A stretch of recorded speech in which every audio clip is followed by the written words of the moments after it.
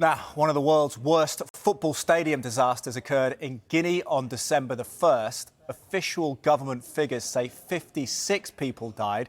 However, local human rights organisations put that figure at 135 at least. A new audio documentary and special report from The Athletic tells the story of the tragedy, and the journalist behind it, our former colleague here, Adam Leventhal, is with us to tell us more. Set the scene for us first, where and when it happened. Yeah, as you mentioned, Teddy, this took place on December the 1st. We can show you a map, actually, to just set the scene and explain exactly where Guinea is if you're not familiar with it. It's in West Africa, bordering with Sierra Leone, Liberia, to the east as well, Côte d'Ivoire, Ivory Coast.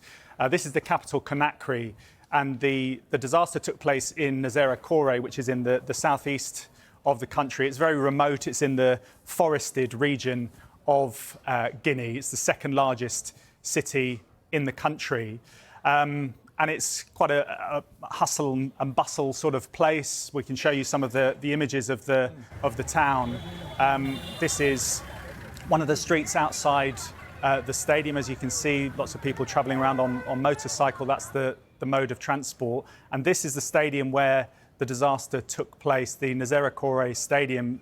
It's a different type of stadium that many people will be familiar with, obviously sandy, dusty ground. And this is the main gate at the stadium where one of the crushes occurred. And you can see the contorted metal of the gate, which was actually pushed outwards into the road. That one came completely off its hinges as well. And that is the main gate of where the disaster happened. The cause of it, I think it's worth explaining, obviously, is that there were some incidents that took place in the game which became heated. The crowd also became heated. There were some stones thrown, and then the security services within the ground used tear gas. And that was one of the key components in this disaster. That forced the crowd towards the gates, and there was only limited access because it was very overcrowded.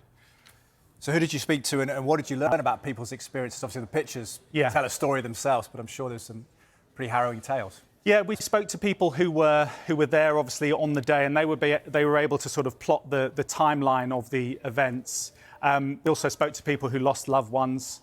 This is Maury, who lost his 7-year-old son. This is Joel, who lost 2 of his nephews, teenage nephews. And this is Amara, whose daughter was severely injured, and he's been unable to find his niece, Mafata, who's only 16 years old. So she has been lost, and he's not been able to identify exactly where she is. But the horror of the situation is very profound, because it was an event that was being put on in the name of the military leader of the country who came to power in 2021. And this event was to garner support from younger people, the next generation. So there was a lot, as you mentioned, a lot of children in the stadium at the time. So the use of tear gas as well was not proportionate. And that's what a lot of people there who have obviously lost loved ones, but other people there say, look, this wasn't the way to be handling such a large crowd. I've heard it, I think read it in your report as well, that it's an unofficial fixture. What's happening in terms of an investigation? You mentioned the context of the society as well. How difficult is it under a military coup? Yeah, you mentioned that word unofficial, and that's FIFA outlaw the use of tear gas, for example, in any football stadiums. They deem it as an unofficial match. CAF, the African Federation, also the Guinea Football Federation, they see this as unofficial. So they're only going so far. CAF actually said, look, we'll leave it to the government. But the worry for the local human rights groups who we've heard, they have the death toll at upwards of 135 compared to 56, which is the government figure. They want to ensure that there's a transparent investigation. I mean, this was the scene as I was leaving. And as you can see, football is going on with the youngsters there, so close to the gate where so many people lost their lives.